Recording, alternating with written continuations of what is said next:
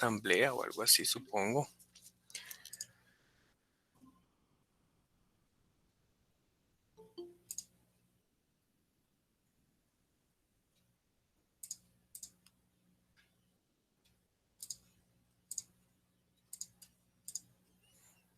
Esperemos estén buscando lo de la asamblea y no estén... Uy, ¿qué pasó?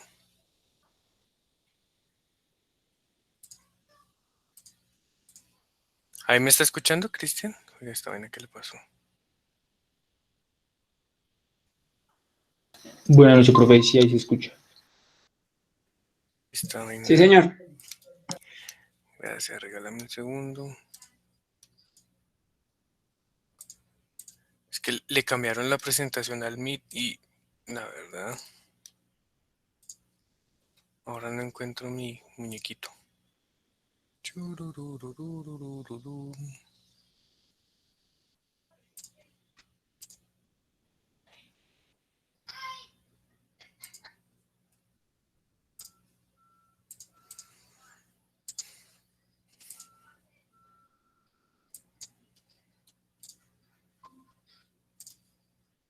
Un segundo, voy a salir y ya regreso.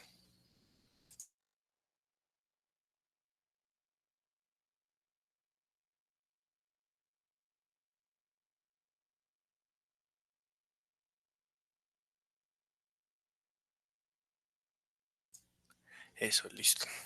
Bueno, chicos, entonces, como hoy tenemos nuestra sesión del currículo alterno, les traigo un videito muy bonito que espero les guste. Vamos a verlo y después pues discutimos algo. Dime. Profe, es que me gustaría hacer una intervención, pero es muy pequeña. Claro, adelante.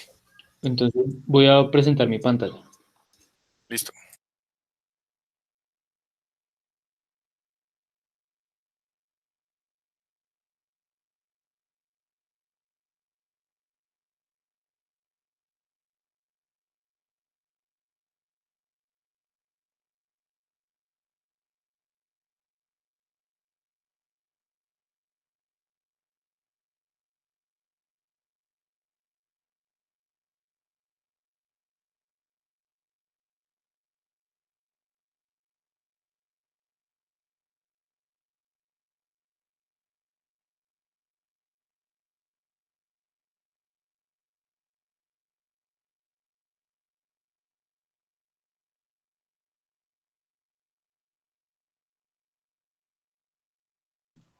¿Ahí me escuchan? Perdón.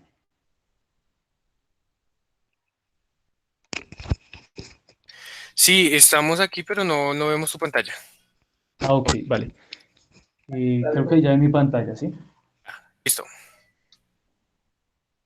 Bueno, entonces, el día de hoy, el día de mañana, 8 y 9 de junio, se conmemora el Día del Estudiante Caído. Bueno, así era conocido anteriormente, pero hoy en día se conoce únicamente como el Día del Estudiante. Entonces, voy a hablar un poco de dos hechos importantes que se conmemoran, bueno, a los que estos 2 días hacen honor. Entonces, bueno, todo empezó con un suceso que ocurrió en Ciénaga Magdalena en el año de 1928, cuando más o menos 4.000 campesinos que trabajaban para una empresa extranjera, más específicamente estadounidense, que se llama la United Fruit, bueno, se llamaba, ¿no? Esta empresa ya no existe porque tuvo varios problemas así similares en varios países de Latinoamérica. Se llamaba la United Fruit Company. Bueno, esta empresa tenía a los campesinos con pésimas condiciones laborales, los tenía arrumados pues en una casa, o sea, así como ganado, dicen, donde habían muchas enfermedades, poco aseo, no les brindaban ninguna garantía de vida, o sea, ni salud ni nada, entonces se morían ancianos, se morían niños, y entonces por tal razón los campesinos decidieron hacer una huelga para que esta empresa les diera mejores condiciones, porque pues bueno, o sea, los estaban explotando y estaban explotando la tierra colombiana, estaban sembrando bananos pues en tierra colombiana con mano de obra colombiana. Entonces lo que sucedió fue que el 5 de diciembre de 1928, a horas de la madrugada, más o menos a la 1 de la mañana, eh, el entonces presidente bueno, no, como a las 11 de la noche del 4 de diciembre, el presidente Abael Díaz, creo que se llama, bueno, ahorita vemos bien el nombre, dio la autorización para que el ejército interviniera allí estas protestas. Entonces, de inmediatamente llegaron allí al sitio aproximadamente 300 soldados y sobre la 1 de la mañana atacaron, o sea, llegaron a donde estaba la huelga y les dijeron que se dispersaran, pues que ya, mejor dicho, se fueran y los campesinos pues bueno, no, digamos que no hicieron caso, se opusieron a estas órdenes y el ejército de inmediatamente arremetió fuego contra los campesinos. Lo que hicieron, bueno, lo que hicieron fue exponer, este gobierno expuso 9 muertos en la plaza para decir que eran pues los que habían sufrido en esta noche, pero realmente a través de varios testigos e investigaciones se demuestra que fueron más de 400 campesinos asesinados, los cuales fueron llevados en trenes a fosas comunes y los arrojaron al río. A otros los arrojaron al río. Entonces, bueno, en este momento, pues digamos que en el país pues no pasó nada, todo el mundo hizo como si nada, pero los estudiantes de la Universidad Nacional sí decidieron protestar en contra de esta masacre. Entonces, para el año 1929, más exactamente el 7 de junio, los estudiantes marcharon por las calles en repudio a la masacre de las bananeras y al nombramiento del general Cortés Vargas como jefe de policía de la ciudad de Bogotá, quien fue el responsable de dicha masacre.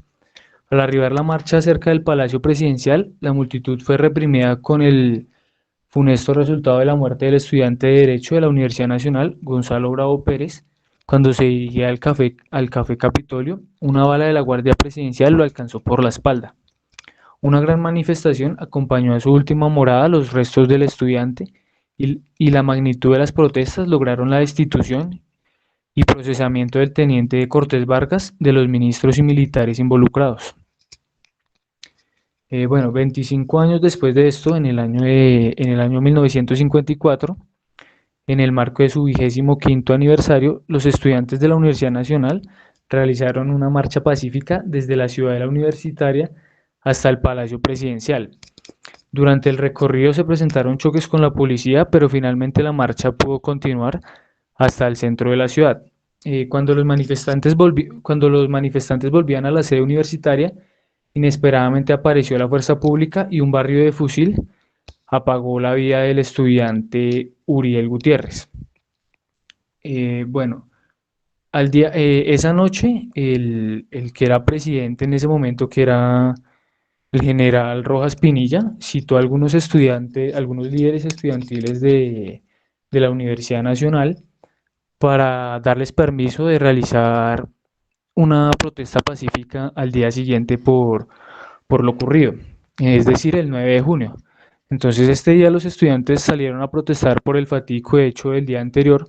Cuando estos avanzaban por la carrera séptima en recorrido al Palacio Presidencial, surgió la orden de disolverse. En ese instante los estudiantes se sentaron pacíficamente en los andenes y algunos pronunciaron consignas y discursos. De un momento a otro se escucharon las descargas de las carabinas .30 traídas de la Guerra de Corea, siendo disparadas por el ejército contra los estudiantes. 12 de ellos murieron y cerca de 50 quedaron heridos. Bueno, entonces, como lo acabo de mencionar, el batallón que cometió esta masacre era llamado el Batallón Colombia, el cual acababa de desembarcar de la Guerra de Corea.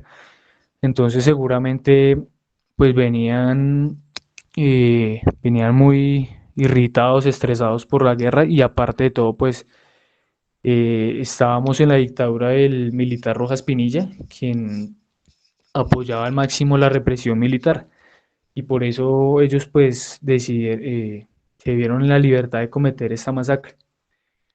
En aquel momento esta fotografía fue tomada por un periodista del Espectador que se llamaba Julio Flores, se llamaba el tipo, que es quien estaba justamente en el segundo piso ahí de una cafetería enfrente de este acto y tomó esta foto histórica en la que se ve todo el batallón disparando contra los estudiantes. Bueno, después de esto, para 1957, el movimiento estudiantil fue una de las principales fuerzas del movimiento cívico que propició la caída del general Rojas Pinilla, por lo cual fueron elogiados como héroes de la democracia. Bueno, después de esto, en 1978, bajo el gobierno de Julio César Turbay, es creado el Estatuto de Seguridad que permite a la fuerza pública encarcelar a quien porte libros sobre socialismo o de ideas progresistas. En esta época muchos estudiantes fueron perseguidos y algunos desaparecidos. Bueno, aquí vemos una evidencia de lo que siempre ha sucedido en la historia de este país, que es represión y persecución contra cualquier ideología de izquierda. Y bueno, gracias, eso era lo que quería mencionarles. No sé si de pronto alguien desea opinar o tenga preguntas.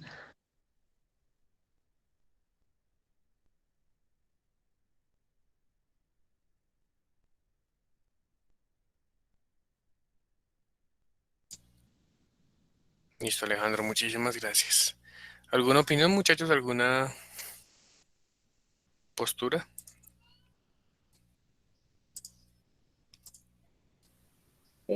Sí, profe, yo tengo ahí como algunas observaciones.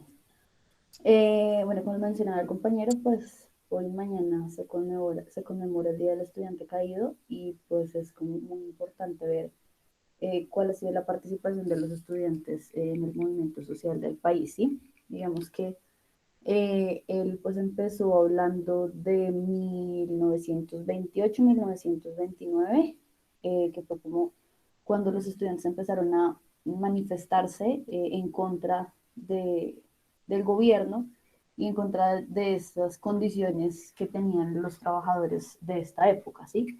Pero digamos que todo este movimiento estudiantil que se empezó a dar acá en el país surgió eh, digamos que fue muy influenciado por la reforma de Córdoba, que fue en 1918. Esa reforma pues es como pionera a nivel estudiantil, a nivel universitario, y se dio en Argentina. Entonces, digamos que todo eso surgió en una universidad que pues era muy católica, conservadora y demás, y que no tenía ninguna autonomía, ¿no? Sino que simplemente los dueños de esa universidad eran quienes mandaban, todo se regía pues y tenía que ser aprobado por la religión católica, por los curitas y demás que estaban como dirigiendo en esta universidad.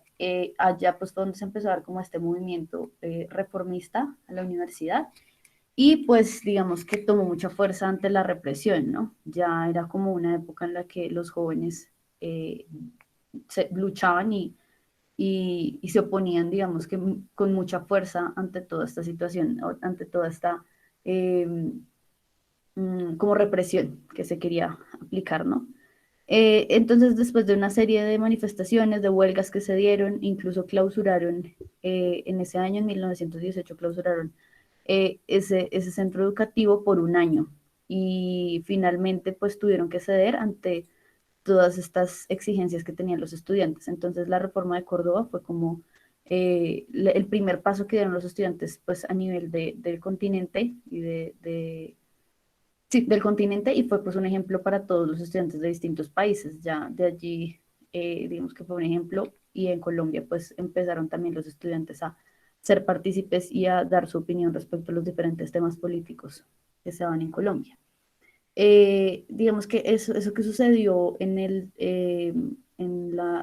pues que hizo la United Fruit Company de la masacre de las bananeras, pues fue como lo mencionaba el compañero, el detonante y pues en su momento ellos simplemente justificaban diciendo lo que había sido una bala perdida, lo que se dio en 1929 cuando asesinaron al estudiante. Y en los 25 años, en la conmemoración de ese aniversario, digamos, de la muerte de ese compañero, lo que sucedió fue que dentro de la Universidad Nacional, pues entró la policía. Incluso se hablaba de que entró un bus completo lleno de policías y adentro de la institución asesinaron al estudiante, que este estudiante pues iba con su mejor amigo, quien sobrevivió y fue quien relató todos los hechos, ¿no? Entonces, este estudiante pues era, digamos que de clase acomodada, era conservador, porque en esta época pues estaba toda la pelea bipartidista en el país, y aún así, pues de hecho, bueno, hacía doble titulación, estaba como en cuarto semestre de una carrera y en segundo de otra, que no recuerdo, creo que era medicina y filosofía. Y pues él, que era una persona acomodada, que era conservador, que ni siquiera había hecho parte ese día de la caminata porque no había podido asistir, pues él era, digamos que un activista. Entonces él estaba a favor de la participación de los estudiantes en la política, siempre estuvo como muy participativo en todo este tema, pero ese día pues no estaba haciendo, digamos, nada por lo cual estaban persiguiendo a los estudiantes y aún así cayó. Entonces se convirtió también como en un mártir y pues en una bandera para seguir pues luchando por parte de los estudiantes, ¿no? Esa pues era, como lo mencioné, una época bipartidista donde pues básicamente quien se opusiera a los conservadores, que eran quienes en ese momento estaban en el poder, pues era perseguido. Como lo mencionó el compañero, pues al día siguiente de ese asesinato hubo otra fuerte represión donde murieron muchos más compañeros. En algún momento tuve la oportunidad de escuchar como la entrevista que le hicieron al jefe de la policía en ese momento, y él decía que simplemente pues se habían como asustado y que había sido pues como un enfrentamiento, pero realmente hubo el caso incluso de un estudiante, Jaime Pacheco, quien fue perseguido como 2 cuadras, porque su cadáver pues, fue encontrado en la avenida Jiménez. Entonces, digamos que había evidencia de que no había sido como un enfrentamiento ni una respuesta de la fuerza pública, sino que fue pues una persecución realmente. En ese momento, pues entonces lo que hicieron fue lo que se hace hoy en día. Es que llevamos muchos años en la misma situación y es importante no olvidar esto, ¿no? Entonces, en ese momento, pues lo que se quiso expresar y lo que dijeron en las entrevistas, pues en el gobierno del presidente de esa época, fue que había una participación como de agentes externos y de comunistas que querían llevar al caos, que querían terminar como con la paz que querían traer en ese momento en el gobierno. Entonces, en ese momento culparon a los comunistas y esta fue como la manera más fácil de decir que no habían sido los policías, pero tampoco pues quisieron atacar a los estudiantes porque sabían que eso podía pues repercutir más fuerte. Entonces, en ese momento empezaron a hablar de perseguir como esos focos de subversión de la época. Básicamente lo que hacían era como perseguir a todos los estudiantes que no fueran ajenos a la política, es decir, cualquiera que quisiera participar en la política, especialmente pues quienes se oponían al poder de ese momento, pues eran estudiantes que estaban como en la mira. En esa época, pues también hubo, digamos que murieron dentro de todos esos enfrentamientos, por llamarlo así, pero realmente pues fueron masacres, estudiantes de otros países. Entonces ese movimiento que hubo acá en el país también se esparció a otros países, a estudiantes de Cuba, de Perú, quienes murieron pues en esta época. Hubo también como un evento, digamos, político en esa época, y fue que la hija del general Rojas Pinilla asistió como a la Plaza de Toros, ¿no? Entonces, por todo lo que estaba sucediendo en ese momento, a ella la abuchearon, la trataron súper mal, tuvo que irse, y pues se habla de que el presidente en esa época quiso tomar venganza. Entonces se presentó también una masacre en la Plaza de Toros, donde entraron muchísimos civiles, pero resulta que no eran civiles, sino que había muchos policías disfrazados, camuflados, y pues empezaron a gritar arengas a favor del presidente y a favor de su hija. Y lo que dicen es que todas las personas que se empezaron a oponer a eso o que vieron como que estaban pues lanzando consignas en contra, fueron atacadas. Entonces, eh, o sea, la masacre habla de que les estrellaban el cráneo contra el piso, que los tiraban por las bardas, y como en esa época pues había tanta censura a los medios de comunicación, ni siquiera se supo como una cifra oficial. Creo que El Espectador en esa época alcanzó a publicar algo al respecto, pero pues muy rápidamente lo censuraron y ya después El Espectador pasó a ser también propiedad pues de quienes estaban en el poder.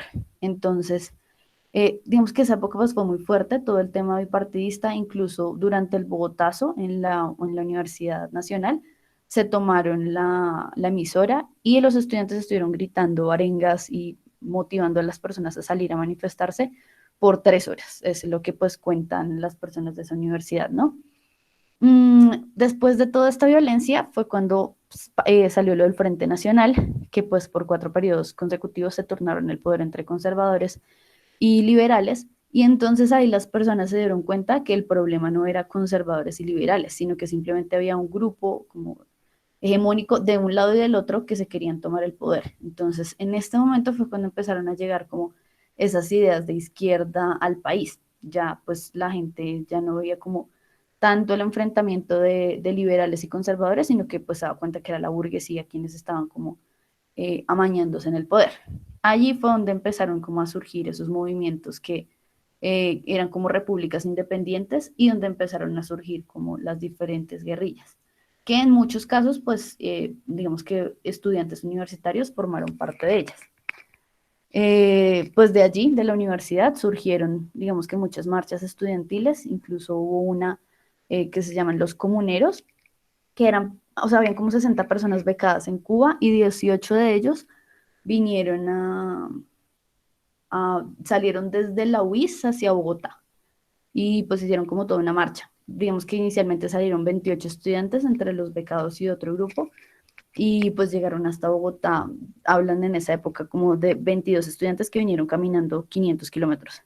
Y con eso también ya empezaron a lograr autonomía en la UIS, porque la UIS también pues estaba como muy hegemónico el poder. Entonces ya con eso empezaron a lograrse como esas reformas y transformaciones pues alrededor de las universidades. Que creo que ya lo había mencionado en una clase pasada, no sé, no recuerdo, pero digamos que este paro que estamos viendo en este momento sí tiene la característica fundamental que no ha sido solamente gente de las universidades, sino que han sido pues jóvenes, no necesariamente personas que pertenecen a las universidades. Entonces, pues eso como que también abre la puerta a que no necesariamente el hecho de terminar la universidad o algo así tiene que pues alejar a las personas de todo este movimiento social y de pues exigir mejores condiciones. Que si ven cuando uno está en la universidad pues tiene como cierto acceso a información, a debates, digamos como de este tipo, también se deben abrir estos espacios pues a todas las personas jóvenes, que son muchísimas y que son como quienes están en este momento luchando por oportunidades. Y ya, eso era lo que quería complementar. Listo, Juliana, muchas gracias.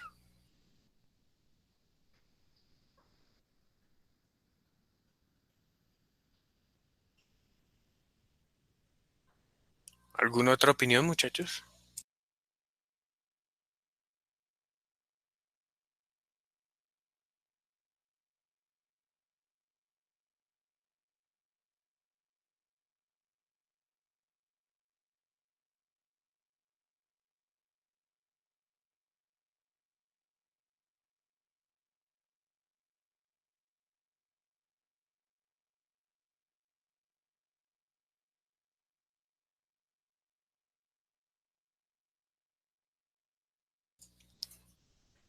Sí, digamos que ese panorama de las desapariciones estudiantiles no es nuevo acá en Colombia. Desde que ha existido gobierno, ha existido ese tipo de mecanismos. Pero tranquilos que ya ahorita le cambiaron el color al uniforme de la policía, ¿no? Para que sean un poquito más empáticos con las reformas de fondo de este gobierno. Uy, sí, profe, ya que lo menciona, o sea, es triste ver a este gobierno tan descarado como se burla enfrente de la gente. O sea, dicen que no hay presupuesto, que hay déficit fiscal, mejor dicho, que estamos en la quiebra, y cambian los uniformes de los policías. O sea, ahorita no tengo una cifra, pero yo me imagino que eso valdrá mucho dinero. O sea, son descarados, se le ríen al pueblo en la cara.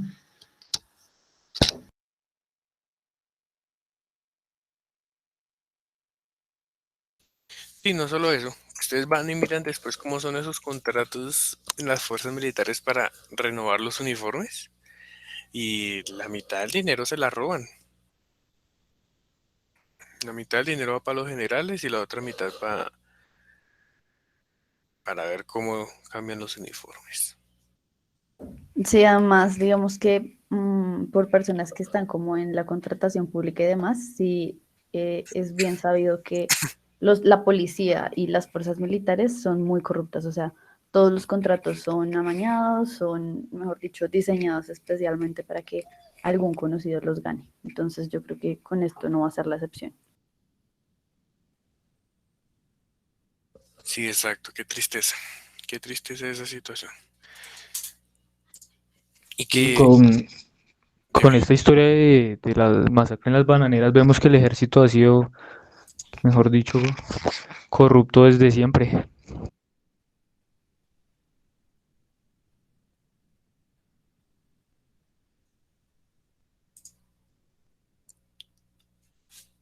sí, estas instituciones están cooptadas por una corrupción muy grande, hermano. Es demasiado el dinero que sacan y que se roban en esos, eh, en esos niveles de fuerzas.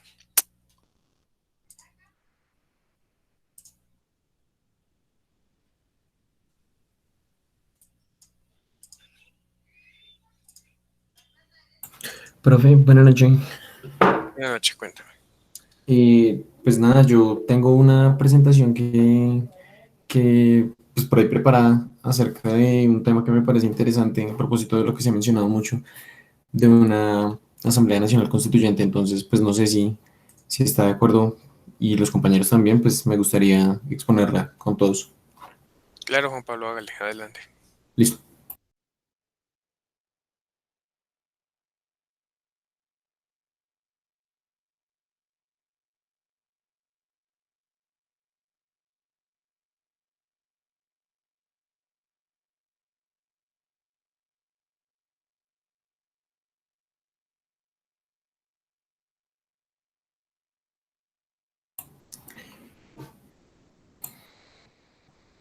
Listo. Creo que ya están viendo la pantalla, sí.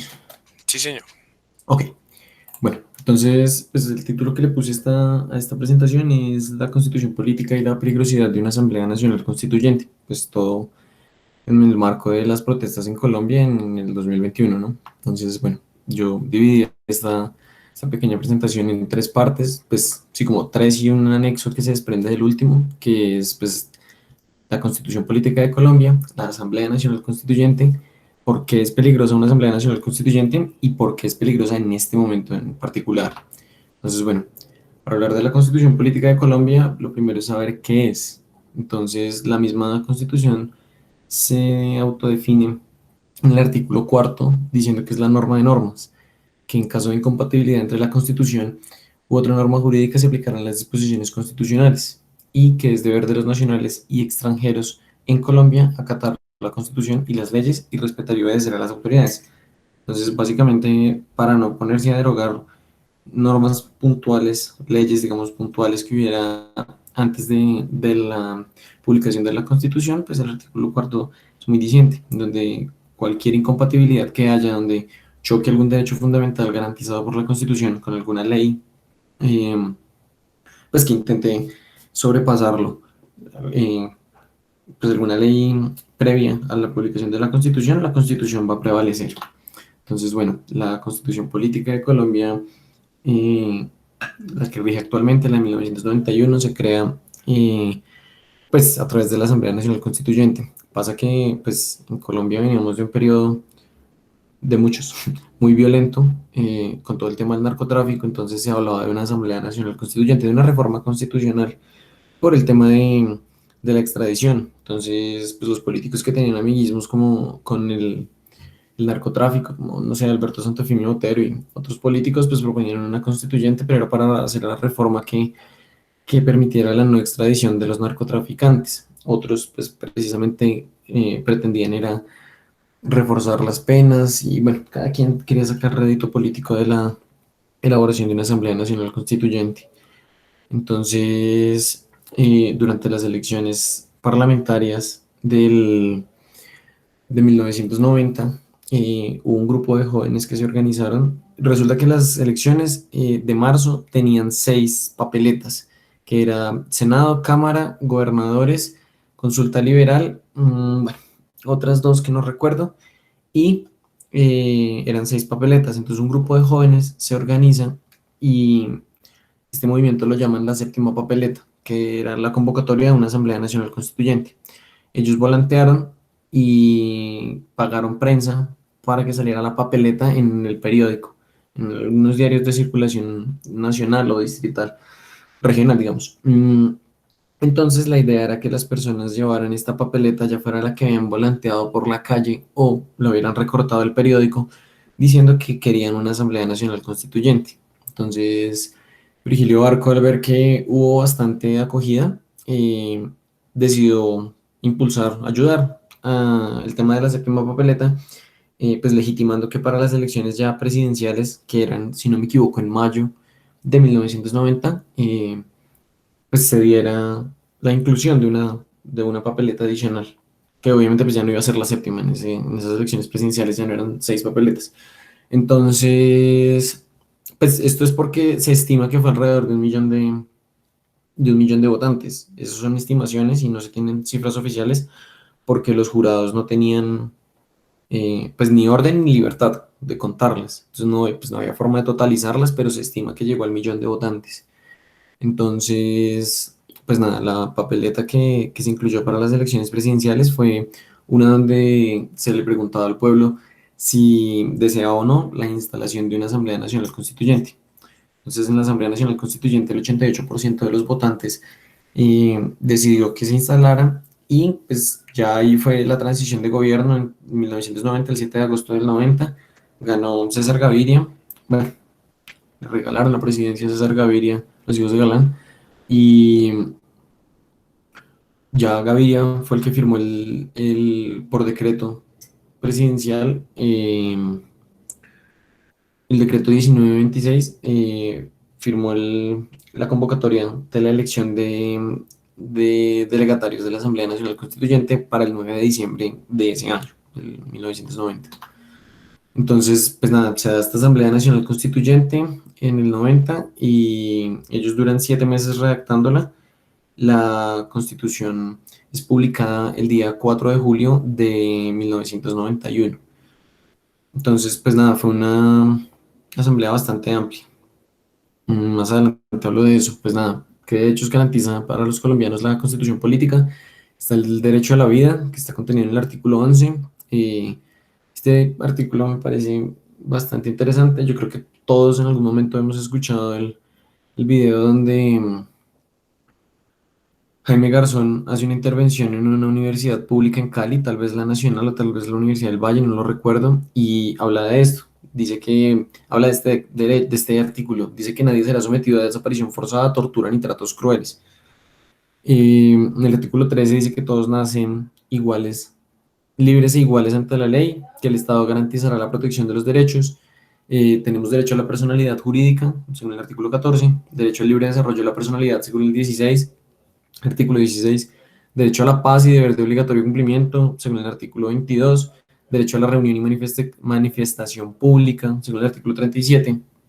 Y bueno, tenemos otros derechos como son el derecho de petición, derecho de libre circulación, al trabajo, derecho de tener la libertad de escoger profesión o oficio, derecho de apelación, derecho de asilo, de sindicalización, de hacer parte del poder público. Están contenidos en los artículos 23, 24, 25, 26, 31, 36, 39 y 40, respectivamente.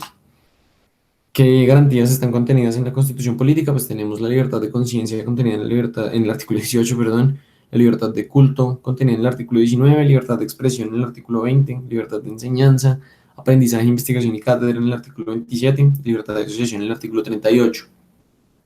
Tenemos otros derechos y garantías contenidos que, pues, digamos, el artículo 54 dice es obligación del Estado y de los empleadores ofrecer formación, bueno, profesional y técnica a quienes lo requieran. El Estado debe propiciar la ubicación laboral de las personas en edad de trabajar.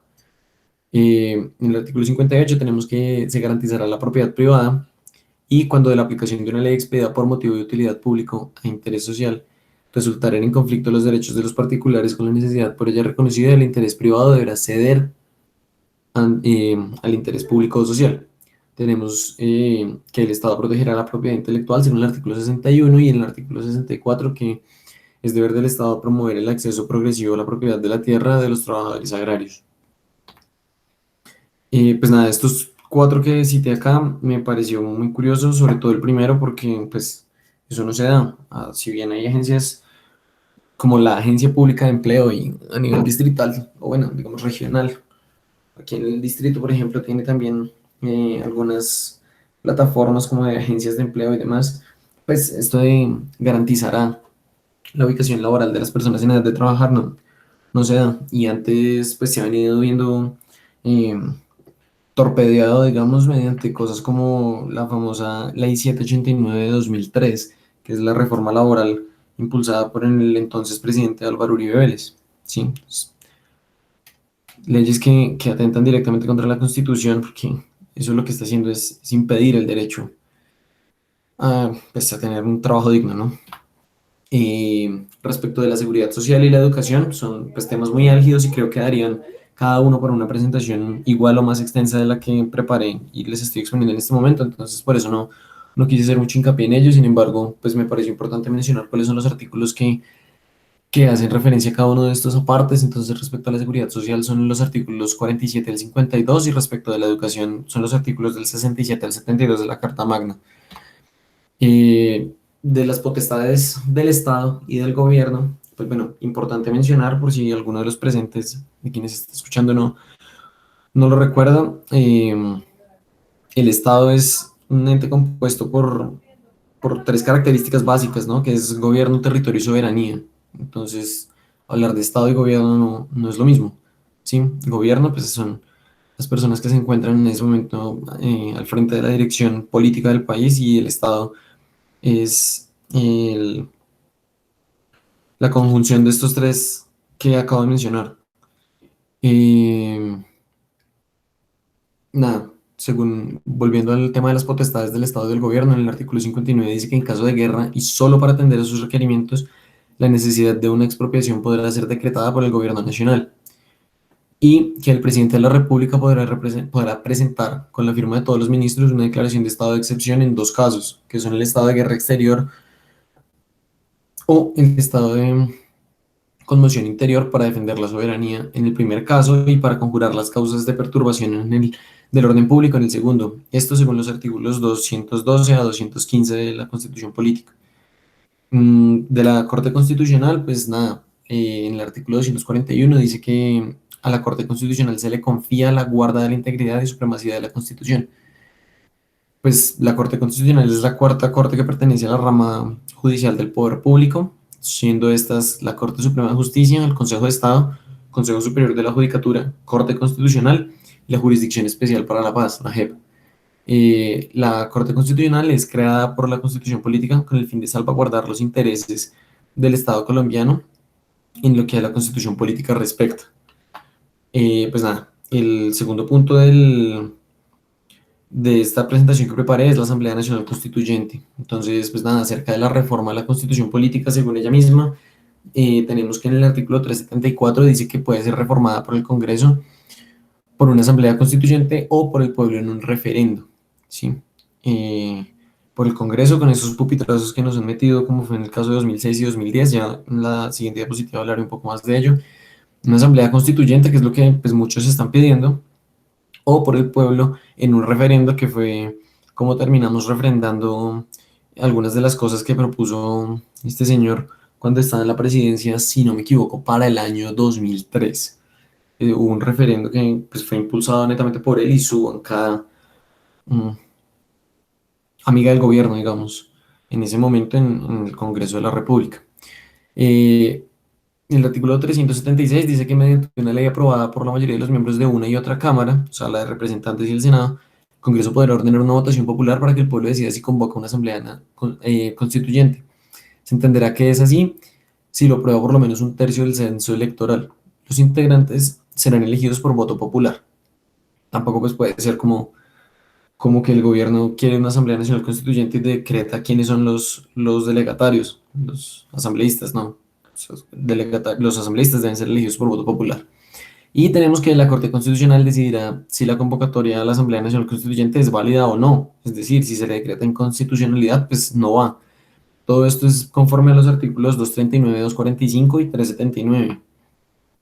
Ahora bien, ¿por qué está de moda hablar de una Asamblea Nacional Constituyente? Pues nada, diferentes actores en la escena política nacional llevan bastante tiempo hablando de una reforma constitucional, que de hecho fue lo que se hizo parcialmente para permitir la primera reelección presidencial en 2006 y lo que intentaron hacer sin la complacencia de la Corte, afortunadamente, en 2010. Desde el líder de la derecha en Colombia, el expresidente Álvaro Uribe Vélez, hasta figuras visibles de la orilla opuesta, como lo son Gustavo Francisco Petro, que pues, es excombatiente del extinto M-19, exalcalde de Bogotá y actual senador, o Piedad Córdoba Ruiz, que es ex senadora y facilitadora de negociaciones en el gobierno de Uribe. Ella fue destituida por el procurador Alejandro Ordóñez y reivindicada por la Corte eh, Suprema de Justicia y Consejo de Estado, pues al punto de ser acreedora a una administración estatal bastante fuerte, ¿no? Asciende a 1.800 millones de pesos. No, en este momento tengo la cifra un poco cruzada, no me acuerdo si son 1.800 o 1.8 millones de dólares, pero en todo caso es una cifra bastante fuerte que termina saliendo de, pues una indemnización estatal, termina saliendo del bolsillo de todos, ¿no? Por un capricho y un revanchismo político de este señor que era procurador en ese momento. Y el segundo punto de hablar de por qué está de moda hablar de la Asamblea Nacional Constituyente es por lo que ha sucedido y está sucediendo desde hace casi 2 años en Chile. Entonces, pues nada, la fotografía, le incluí muy pocas imágenes a esta presentación. Esta fotografía es de la marcha que se dio en Santiago.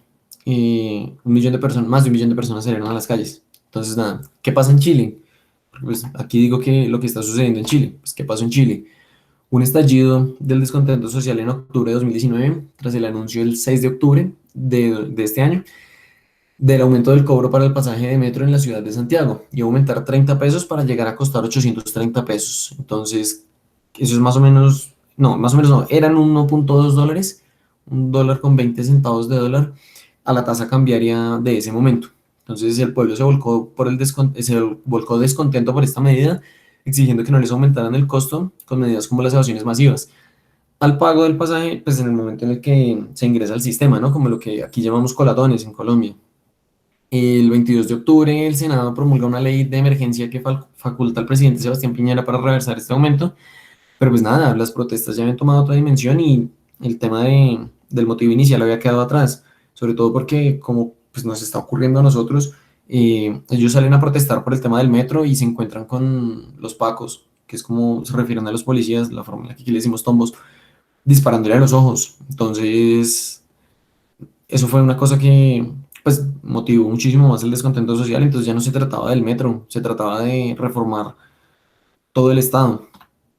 Entonces, pues nada, la población chilena reclamaba en las calles la realización de una asamblea constituyente para cambiar la constitución redactada durante la dictadura militar comandada por Augusto Pinochet y que permitió a los militares salir impunes de los crímenes cometidos en este periodo. No sé si lo tienen presente, en todo caso lo voy a mencionar.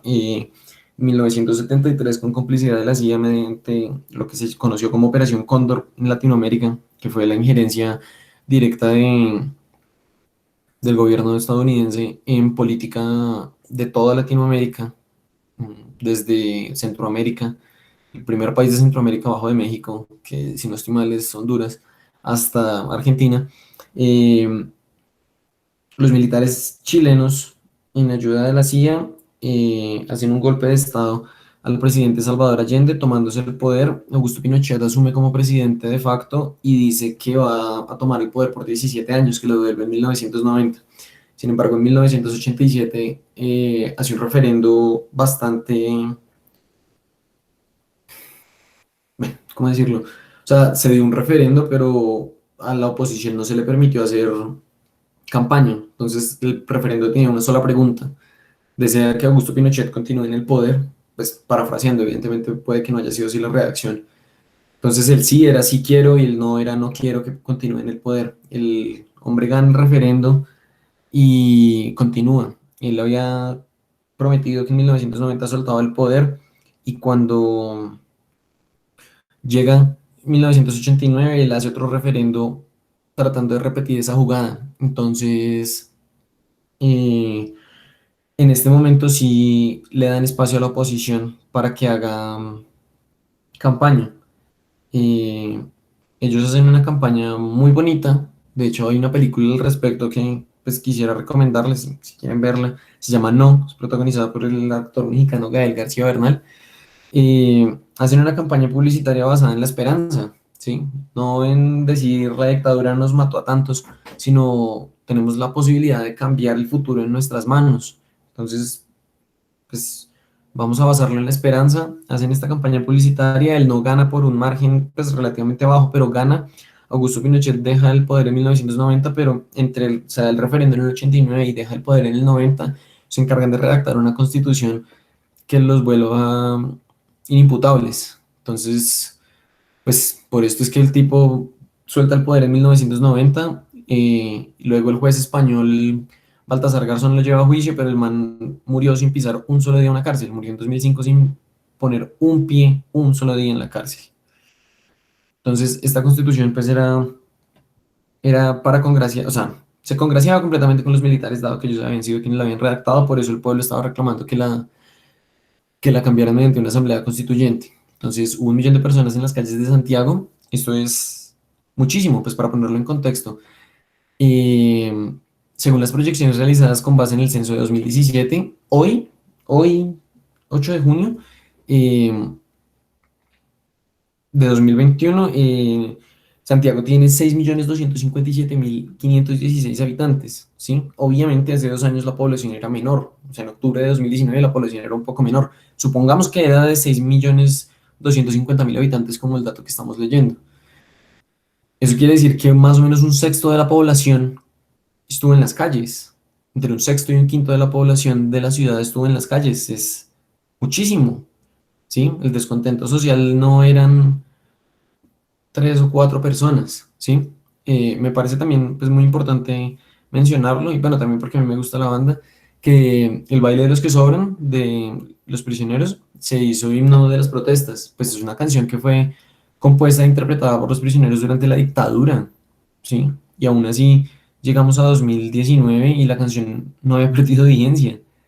Todavía eran los que sobraban, porque sale la dictadura y entra el gobierno transicional impuesto por los gringos, que coge a Chile de laboratorio para el modelo neoliberal en Latinoamérica y lo han presentado como la panacea, pero lo que no han mostrado es que si bien las hipotecas que uno puede conocer, así sea mediante la cultura popular, qué sé yo, series o películas, que en países como Estados Unidos las hipotecas son a 30 y a 40 años, en Chile también están siendo a 40 y a 50 años. Pensar que uno va a comprar una casa a los 40 años, a los 30 años, por bien que le vaya, y va a tener que pagar la hipoteca en 40, 50 años, nunca se va a retirar, ¿sí? El modelo neoliberal fracasó estrepitosamente, quebró a todo el mundo en Chile, absolutamente a todo el mundo.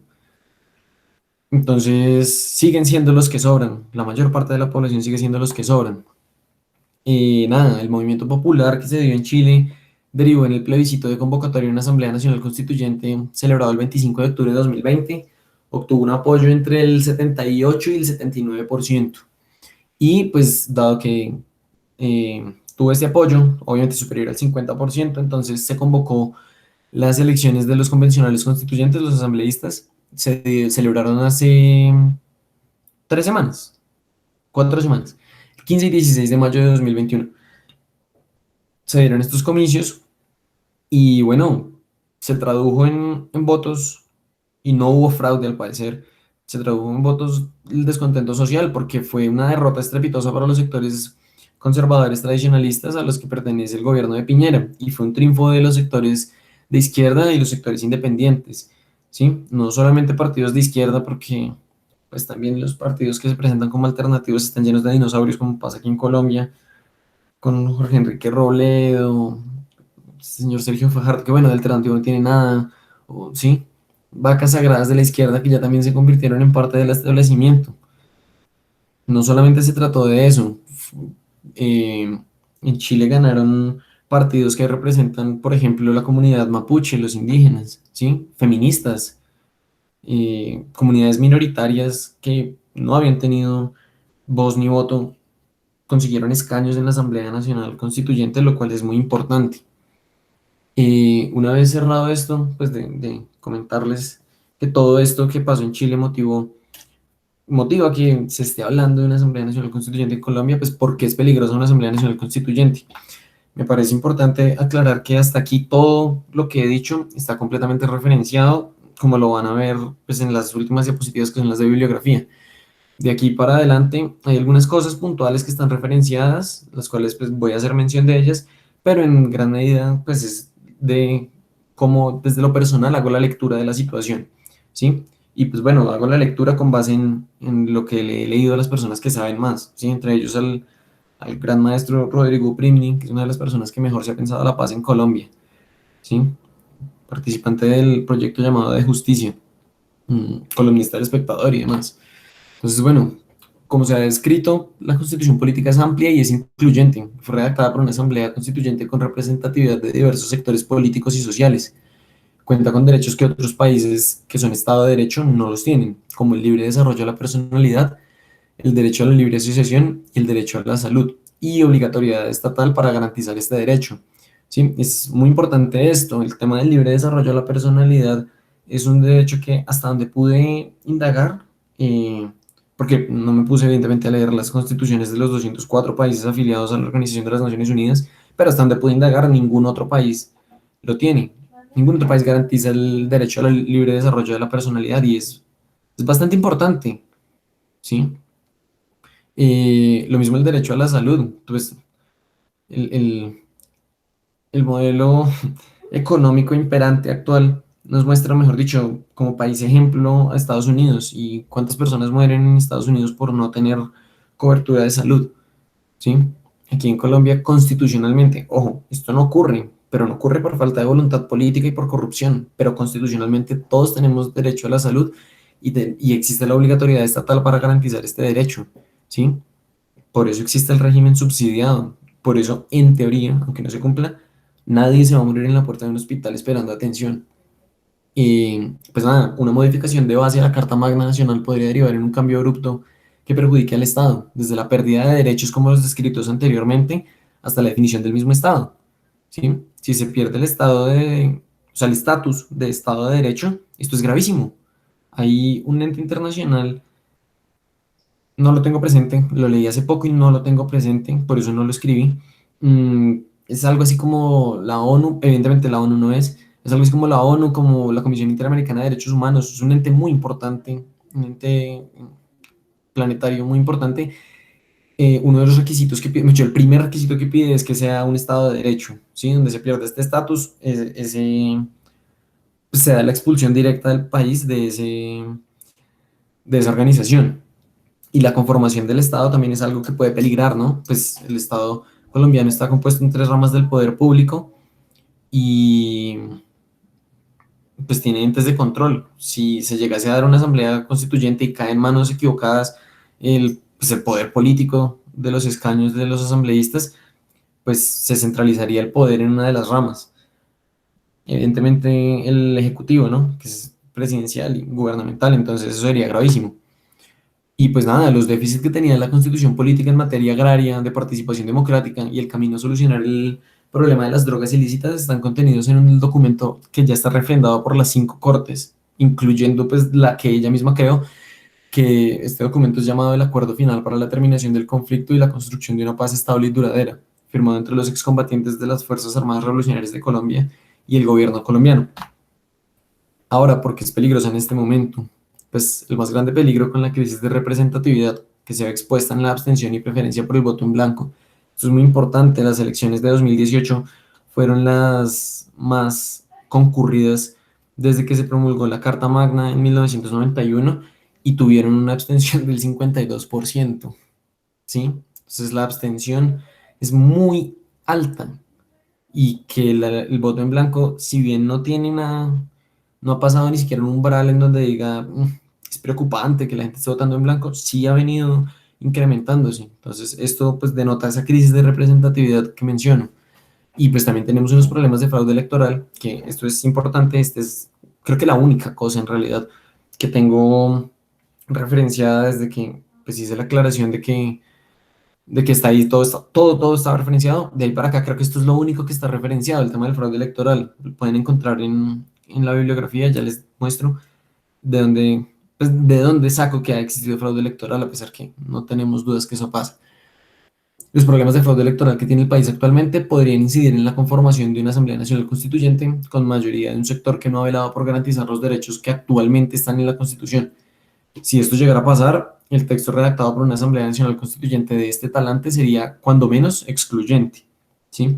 Cuando hablo que fue redactada por una Asamblea Nacional Constituyente con representatividad de diversos sectores políticos y sociales, hay algo que me parece muy curioso, y es que quienes se presentaron para ser asambleístas en verdad surgieron de todos lados, y una de las personas elegidas para ser uno de los asambleístas, que fue uno de los redactores de la Constitución Política, fue Francisco Maturana, ¿sí? Exfutbolista y director técnico de la Selección Colombia y de otras selecciones de fútbol, ¿sí? O sea, así de amplio fue.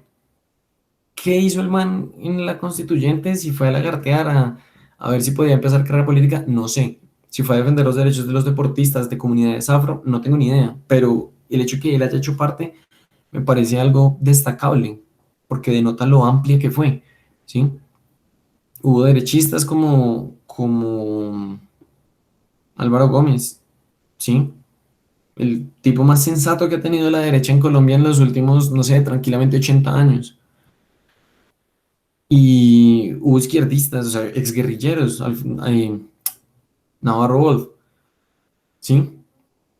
Representantes de partidos tradicionales como el Partido Liberal, Horacio Serpa Uribe. Fue una asamblea bastante amplia e incluyente. Ahorita, pues nomás como se ha visto conformado el Congreso, que tiene una mayoría absoluta el partido de gobierno, pues sería peligrosísimo permitir que se den unas elecciones para algo tan importante como una Asamblea Nacional Constituyente, donde esa gente llegue a ganar. Lo primero que hacen, por ejemplo, es tumbar el Estado laico, el estatus laico de laicidad del Estado, ¿sí?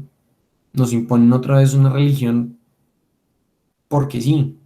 Entonces, estos son algunas de las cosas que yo considero que son, pues, bastante peligrosas de por qué no puede darse una Asamblea Nacional Constituyente, y menos en este momento.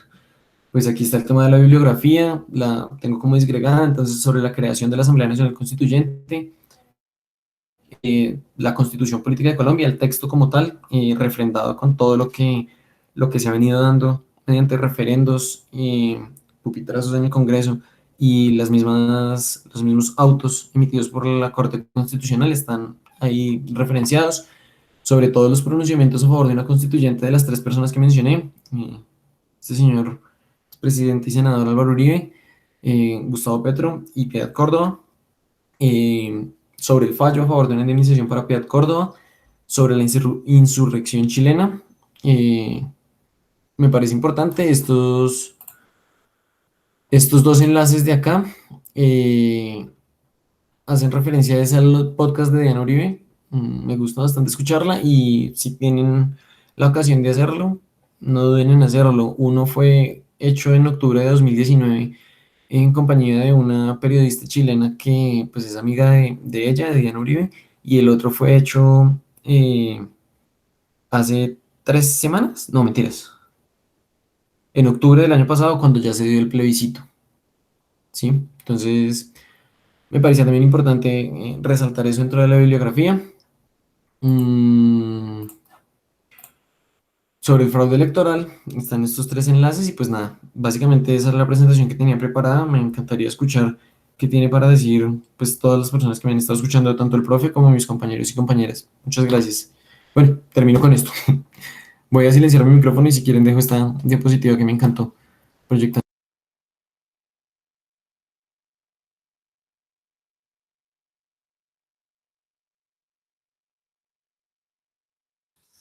Juan, pues muchas gracias por tu presentación, me gustó mucho. La verdad, muchas cosas no sabía y tengo una inquietud. Es que no sé muy bien del tema, pero tengo entendido que el M-19 también ayudó a cambiar la Constitución y crear la de 1991. No sé si de pronto sepas algo del tema. Y hola Alejo, sí, pues en realidad estuvo bastante ligado al proceso de la constituyente. al armisticio firmado entre el gobierno y el M-19 en 1990. Y pues bueno, tuvieron representatividad interesante como fue el caso de Navarro. Sí, pues me parece la persona más destacable, sobre todo por quién era él dentro de la estructura del M-19 y por, pues digamos, el atentado que él recibió. Los atentados que él recibió son vainas gravísimas. La gente que no lo sabe, pues suele burlarse del hablado de él, pero es que el hombre, si no estoy mal, todo el maxilar inferior es artificial porque se lo volaron de una granada que le lanzaron, lo mismo que la pierna que perdió. Entonces, por eso me parece muy importante y bueno, lo tengo tan presente. Pero sí, el M-19 tuvo una injerencia interesante y pues importante, de peso, en la construcción de la Constitución. Ah, vale, Juan, gracias. Muy chévere tu presentación.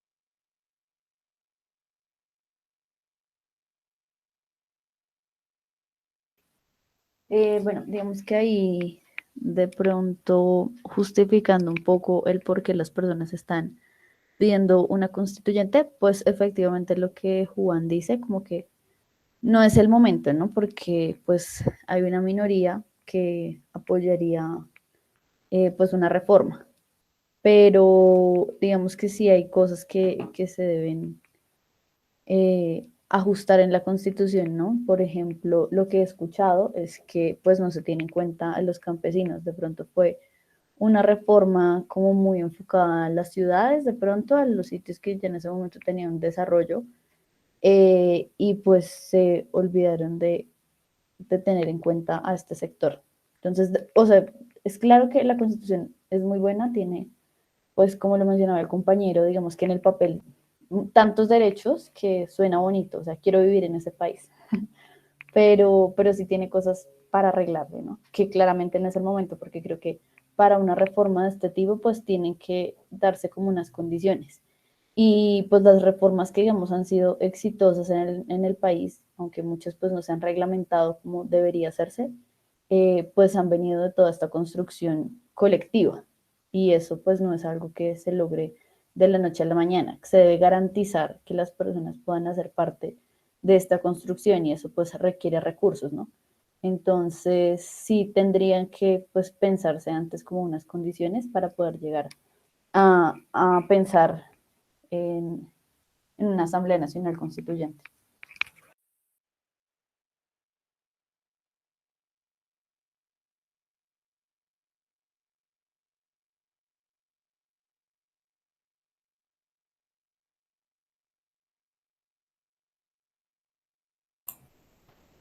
Sí, pues bueno, no sé, en realidad este tema de las reformas agrarias y demás tenía déficits la Constitución. Y ahí viene el otro tema. Pues no sé, yo creo que debería ser bandera central del paro. Si bien hay mucho descontento social completamente justificado para mí, la bandera central del paro y de las negociaciones y de la presión que se ha hecho debería ser buscar la implementación efectiva de los acuerdos de paz. ¿Sí? Los acuerdos de paz tienen pues una resolución en materia agraria importante, lo mismo que con el tema de las drogas, ¿sí? Eh, pues bueno, la solución para el tema de las drogas es la legalización, es una vuelta de hoja, pero lo que está planteado pues es bastante interesante.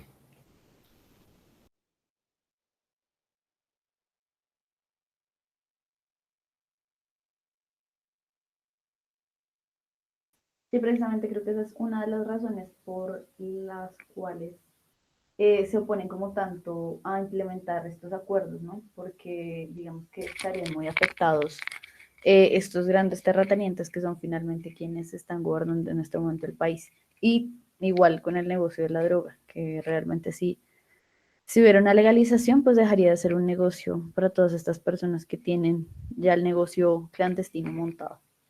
Pero sí, o sea, sí es como muy importante y lo que tú dices, estoy de acuerdo, debería ser como la principal bandera, como todo el desarrollo del campo en el país. Pero desgraciadamente, pues la tierra pertenece a quienes no la trabajan, sino que simplemente buscan conservarla y tener ahí un capital quieto, porque ni siquiera producen, ni siquiera nada, o sea, solo tienen una vaca en un montón de hectáreas de tierra.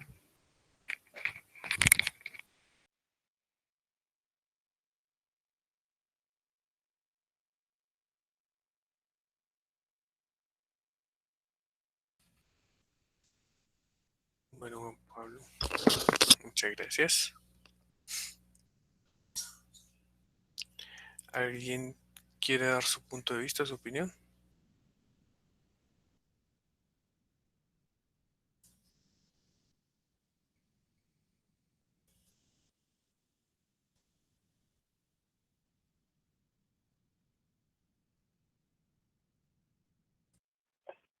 Buenas noches. No, yo solo quería, pues, bueno, primero agradecer a los muchachos por las presentaciones de esta noche, han sido bastante enriquecedoras, la verdad. Muy, muy, o sea, un poco de cosas que no sabía, por mi parte, por ejemplo. Entonces ayuda mucho, pues, para aprender, entender toda esta situación. Entonces, bueno, gracias en ese sentido. Y no, pues sí que comparto la opinión de mi compañera en cuanto a que, evidentemente, pues, una asamblea constituyente en ese momento no es lo adecuado, pero en algún momento se tiene que dar y sobre todo especialmente por el tema de los campesinos, digamos, o sea, hay muchas cosas que cambiar y que mejorar, pero sobre todo ese tema de la agricultura y de los campesinos está bien dejado de lado. Creo que algún compañero en otra clase creo que dijo que la palabra de campesino está como una vez en la Constitución, entonces digamos que eso refleja como la poca importancia que tiene ahorita en la Constitución ese ser pues tan valioso que es para todos nosotros, que digamos, lo necesitamos 3 veces al día, o sea, 3 veces al día se come, entonces mucho más que incluso cualquier otro profesional. Entonces es importante como no dejar de lado esta parte de la sociedad. Entonces, bueno, quería compartir esa opinión.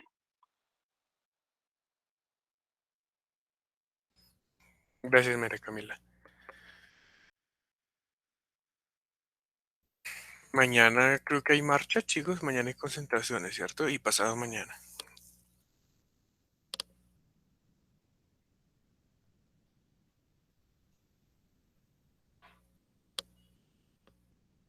Sí, profe, es que pues mañana es el Día del Estudiante, 9 de junio.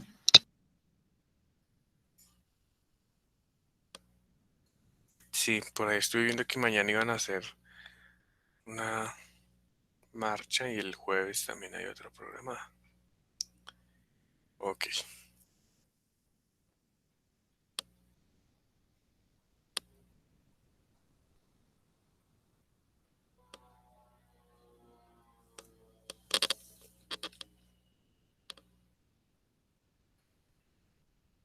¿Algún otro comentario, muchachos? ¿Algún otro aporte?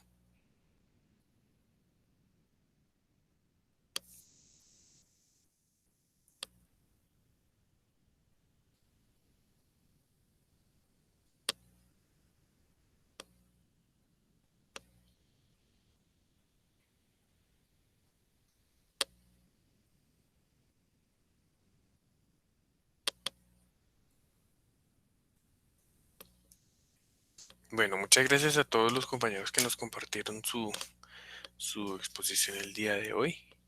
Yo por mi parte, como les había comentado, les iba a buscar unos videos bien bonitos de ingeniería estructural. Entonces, pues duran un par de minuticos. Quería que viéramos un par de edificios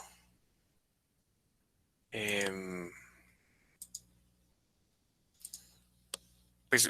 como una exposición de un edificio que construyeron en Chile con un edificio amortiguador de masa sintonizada. Es como una explicación que organizó el grupo de Corporación de Desarrollo Tecnológico, que fueron los encargados del diseño de la edificación. Entonces, si les parece, podemos ver el video un momentico, son 10 minutos y podemos hablar algo al respecto.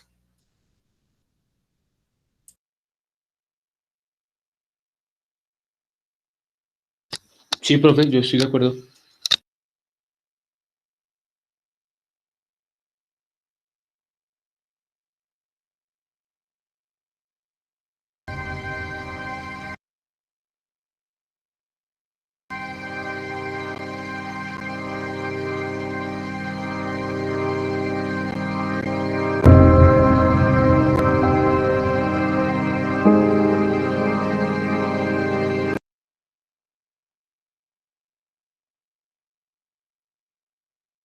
Si están escuchando. Sí, profe, ahí se escucha. ¿Tú puedes agrandar el video?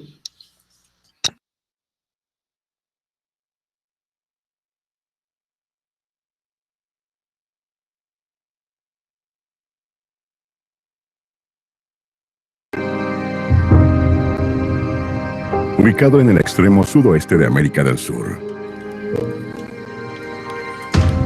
Chile posee una geografía de extremos.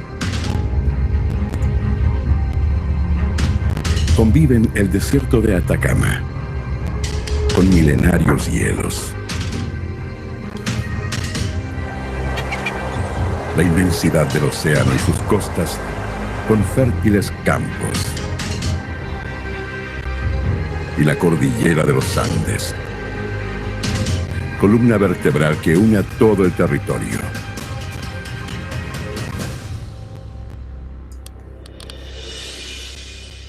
Chile es conocido mundialmente por su intensa actividad sísmica, una de las mayores del mundo. Poseedor de 7 de los 23 mayores terremotos registrados en la historia. Chile sufrió también el más fuerte del que se tenga registro, el terremoto de Valdivia en 1960, considerado el de mayor energía liberada con intensidad de 11 grados en escala Mercalli y 9,5 de magnitud Richter. A inicios de 2010, un sismo similar al de 1960 afectó a Concepción y Santiago. Se convirtió en el cuarto más costoso en la historia de los seguros en el mundo. Aunque tuvo pocas víctimas humanas, fue altamente devastador. Sus daños fueron calculados por el gobierno de ese año en $30.000 millones, equivalentes al 18% del PIB nacional.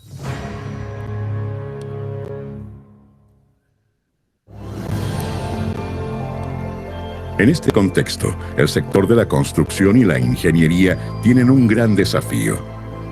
No solo proteger la vida, sino que también proteger y preservar edificaciones, infraestructura y patrimonio, mejorando la calidad de vida de sus habitantes.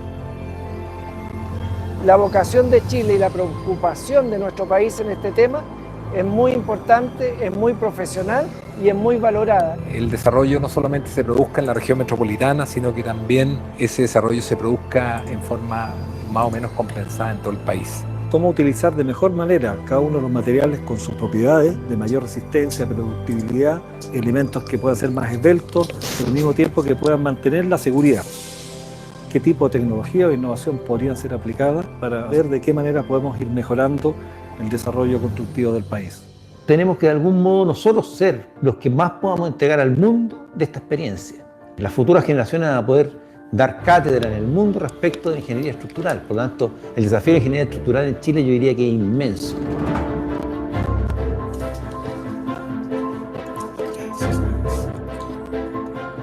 Chile, por sus características sísmicas, es un laboratorio natural. Esto implica que tenemos dos fuentes y oportunidades de posibles desarrollos tecnológicos.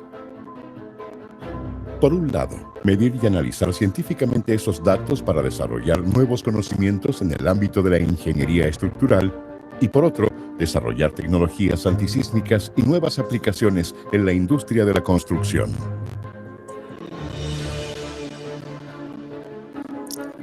Para conocer el comportamiento de una estructura frente a eventos sísmicos, requiere de un aumento en la capacidad de procesamiento de computadoras, almacenamiento de grandes volúmenes de datos y transferencia de archivos en tiempo real. La Cámara solicitó que el edificio tuviera innovación tecnológica. No quería un edificio que fuera común y corriente como pueden ser otros, ¿no? Bajo esta filosofía, la Cámara Chilena de la Construcción decidió desarrollar su edificio corporativo incorporando tecnologías de última generación. El sistema de monitoreo está compuesto por acelerómetros que permiten medir desde microvibraciones producidas por la operación del edificio, tránsito de vehículos, viento y otros, así como sismos en diferentes direcciones. Instalamos 7 sensores Buralp triaxiales de fuerza balanceada en distintas posiciones del edificio, algunos en el subterráneo, a nivel de calle y otros en pisos intermedios y superiores. Cuando los acelerómetros miden una frecuencia que supera un umbral prefijado, el sistema registra este evento.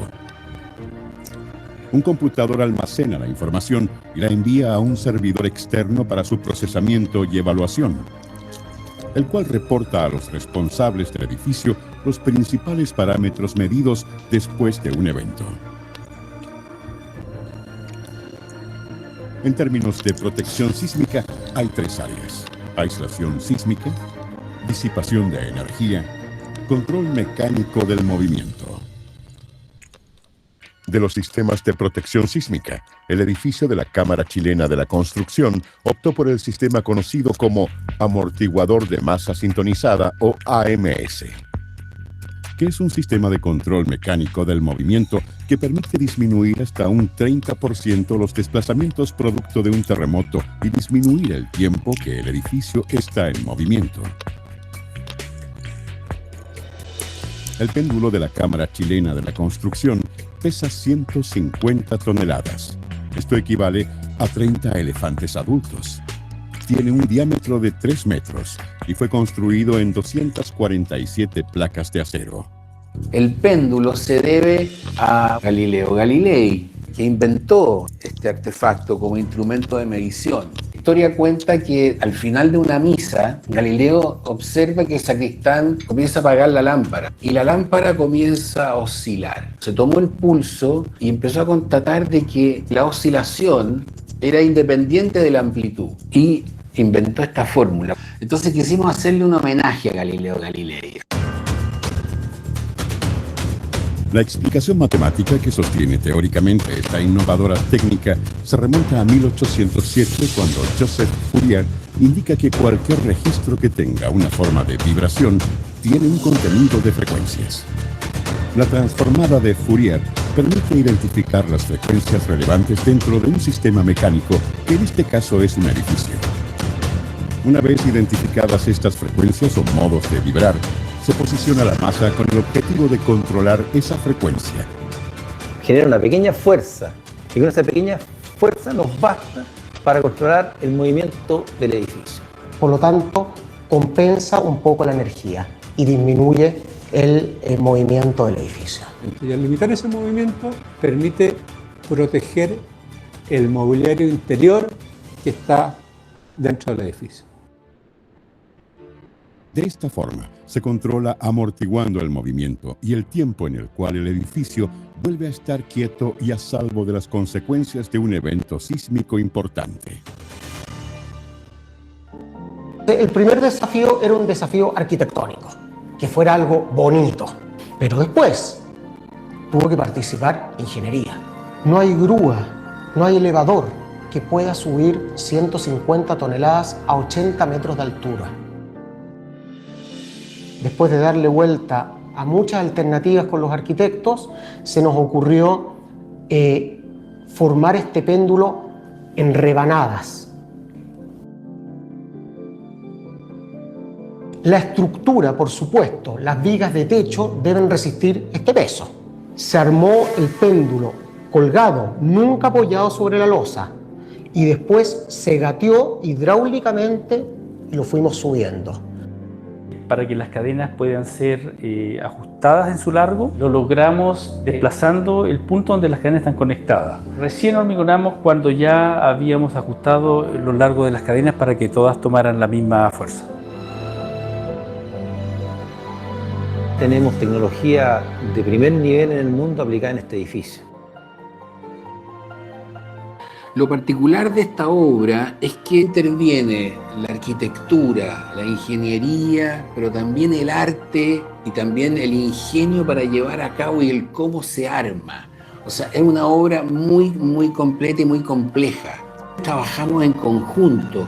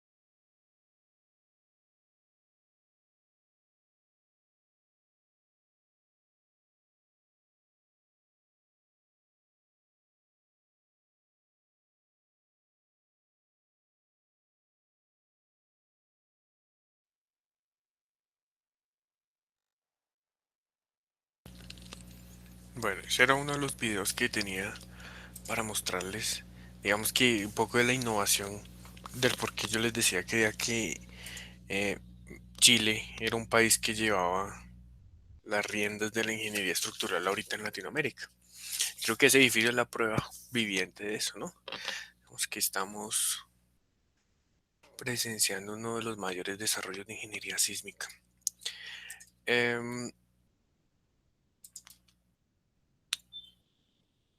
También encontré uno de un video del ingeniero René Lagos. Muchos quizá lo habrán escuchado, otros quizás no. Uno de los ingenieros más reconocidos de Chile en ingeniería sísmica.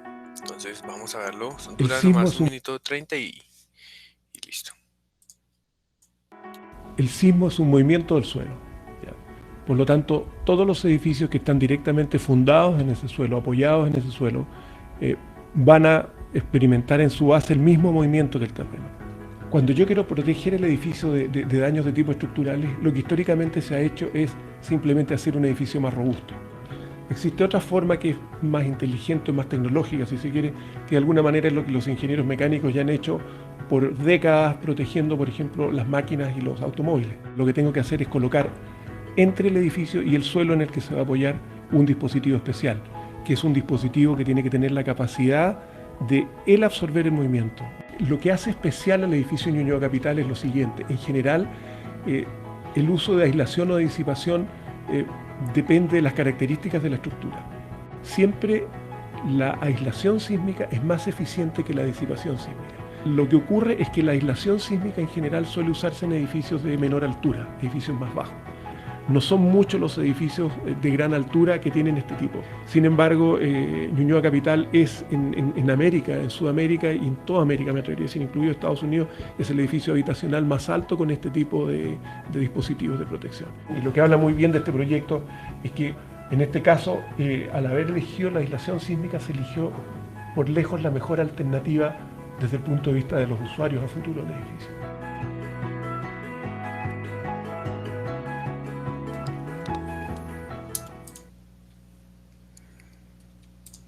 Bueno. Ese era el ingeniero René Lagos, el hombre es como una de las grandes figuras representativas de la ingeniería en Chile. Ahorita actualmente. Y pues ahorita en esto hay un montón de investigación que se puede realizar en nuestro país. Obviamente desde el punto de vista teórico, ¿no? Nada experimental hasta el momento. Creo que hay unos ingenieros en la Javeriana que están investigando disipadores de energía. No me acuerdo cómo se llaman. Mm,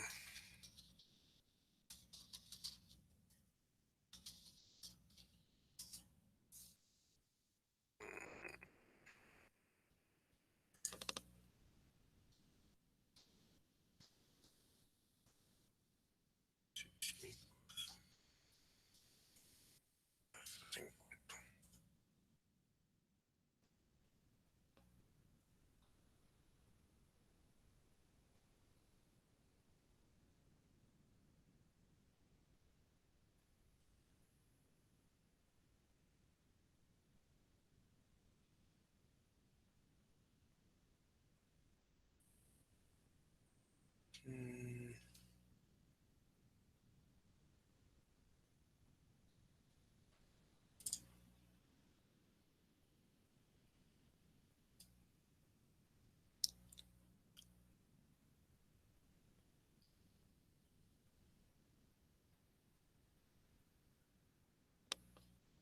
Esto de aquí.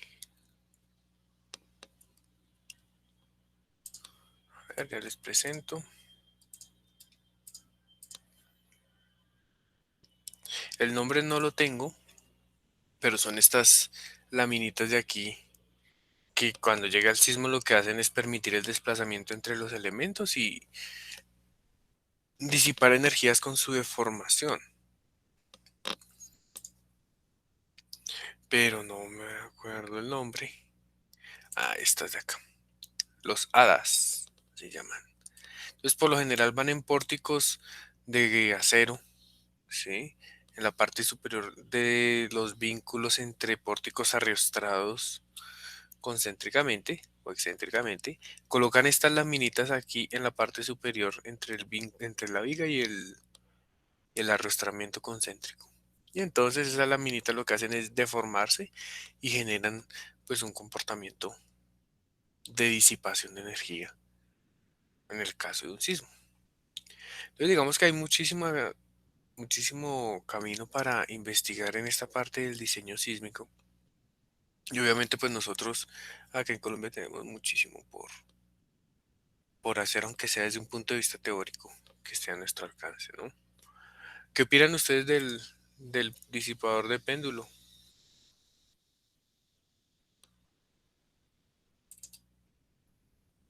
Es bien curiosa esa solución, ¿no? Colocar una masa que oscile en la punta del edificio y de esa forma altera los modos de vibración, reduciendo los desplazamientos máximos. Pues es como el principio básico de esa estructura. Aquí en Cali, el año pasado, espere, no mentiras, en el 2019, fue que yo presenté la tesis, hubo una investigación sobre unos disipadores, unos aisladores sísmicos. Pues esos aisladores sísmicos resulta que no se consiguen acá en Colombia. Toca traerlos, digamos, para los puentes traen unos aisladores que son italianos, muy buenos. Pero pues precisamente porque acá no se ha hecho la investigación y no se ha trabajado. En ese congreso, una estudiante de doctorado de la Universidad del Valle ganó una mención especial a la mejor tesis de doctorado por un diseño de un disipador, de un aislador con neoprenos para edificaciones que estaban diseñando en la Universidad del Valle. Por si alguno quiere pegarle una... Eso fue en el 9º Congreso de Ingeniería Sísmica, por allá como en junio del 2019.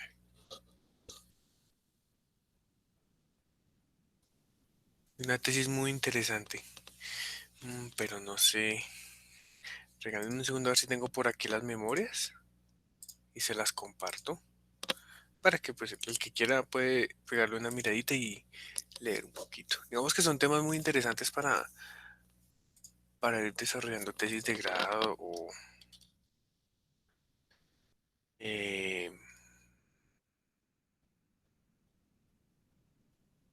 diseños innovadores que pues ahorren dinero y protejan vidas, ¿no? A ver si lo encuentro, aquí está. Ujú.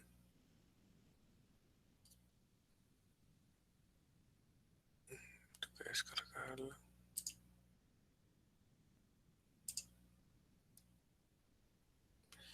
El problema es que es un poquito pesado, pero bueno. O sea, darle 2 minuticos a que descargue. ¿Qué opinan ustedes de ese tipo de sistemas? ¿Qué otros sistemas han escuchado o han visto o han podido ver en su carrera, muchachos?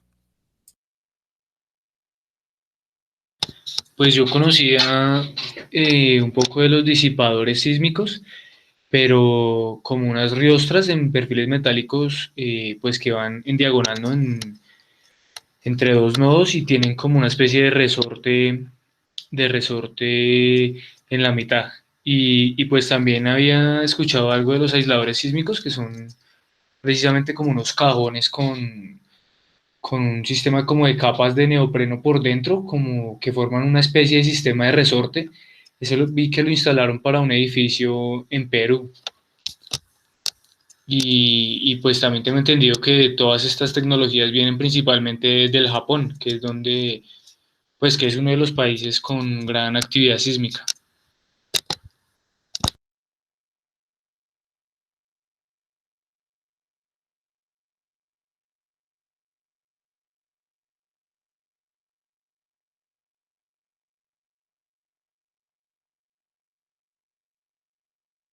Sí, digamos que este sistema BRB es un sistema japonés muy bueno que son reostras de pandeo restringido, que lo que hacen es, cuando ustedes tienen una estructura metálica y están diseñándole un arriostramiento concéntrico, lo que más lo perjudica a uno son las cargas de compresión por el pandeo, ¿no? Recuerden que existe una carga crítica y todo eso. Entonces, este sistema de BRB lo que hace es encamisar la riostra y de esa forma evita la-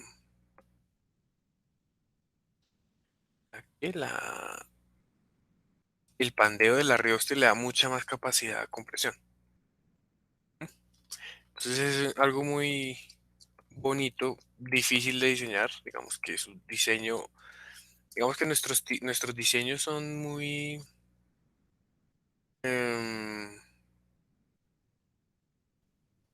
aunque son iterativos, ¿no? Nosotros tenemos que hacer varias iteraciones para llegar a un diseño definitivo. Luego de hacer esas iteraciones es cuando uno comienza a hacer el diseño de este tipo de sistemas de aislamiento. Entonces, pues ahí viene una vaina que se llama el diseño basado en desempeño y pues, es una rama de diseño muy bonita. Digamos que el diseño estructural apunta a ese tipo de evaluación de estructuras. Ay, hombre, no encontré creo que lo encontré acá. Entonces, pues es bastante interesante esa rama de los...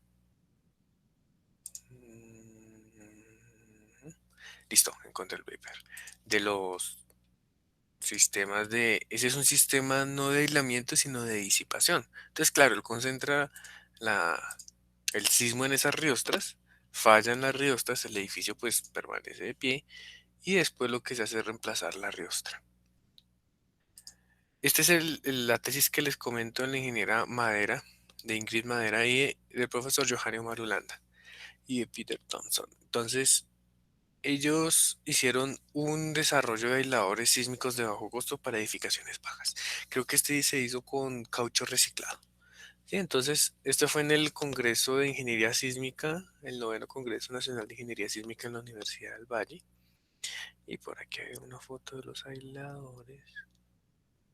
No. Bueno, entonces ahí exponen más o menos todo el procedimiento de diseño, de ensayo y de normatividad y pues de estudio. Estos aisladores, como les dije, no es fácil conseguir uno acá en Colombia, ¿no? Y obviamente los equipos de testeo de prueba de esos aisladores pues no son acá, no están acá en Colombia. Entonces creo que, si no estoy mal, la ingeniera fue hasta Italia y allá se hicieron las pruebas a distancia y con conexión remota.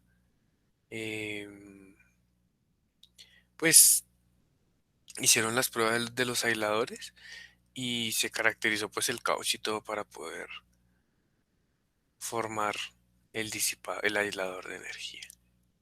Listo, entonces les dejo por aquí para que puedan tomarle fotico los que estén interesados. Si les interesa, pues me avisan y les envío el PDF, pero es que son 1531 páginas y pesa artico, pesa como 140 megas. Son como las memorias del Congreso, ¿sí? Entonces las subo y se las comparto. Y les voy a dejar otro videito. Está en inglés, pero eso es, digamos, un video muy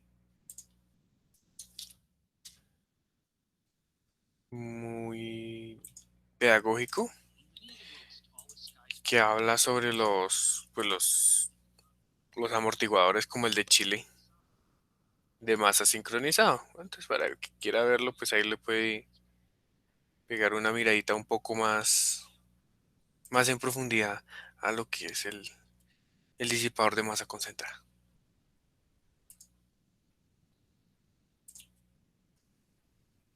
Profe, o sea que básicamente existirían esos tres sistemas para resistir los sismos: aisladores, disipadores y amortiguadores. Sí, correcto, esos son los tres sistemas. Pero como decía el ingeniero Lagos, los más económicos son los aisladores, ¿no? Es que el disipador y el disipador lo que hace es concentrar el sismo y se rompe y toca reemplazar el disipador al final del sismo. Le incluyen un gasto. Aunque los aisladores creo que después de cierto nivel de desplazamiento toca reemplazarlos, ¿no? No es que sean desplazamiento infinito, tienen un rango de desplazamientos. Y los otros pues son los amortiguadores, que esos son ya una vaina muy loca. Es como tener, ahorita hay amortiguadores como inteligentes, ¿no? Dependiendo de la intensidad del sismo, pues dejan entrar más o menos aceite a un pistón y lo que hace el pistón es amortiguar el desplazamiento de la estructura. Son bien interesantes esas ramas de ingeniería.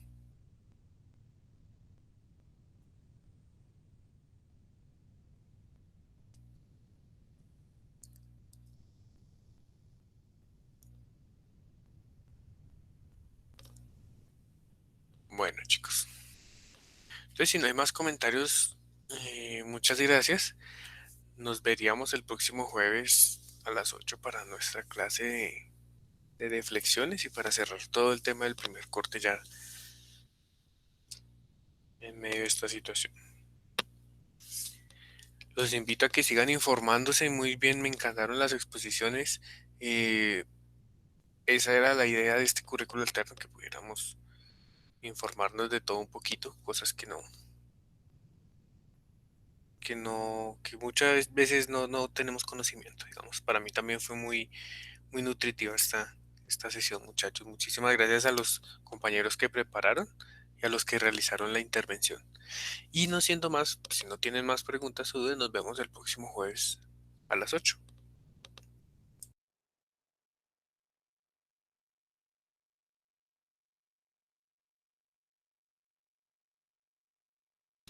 Hasta luego, profe, gracias. Gracias, profe. Buenas noches. Gracias, profe. Hasta luego. Gracias, profe. Hasta luego. Que estén bien, hasta luego.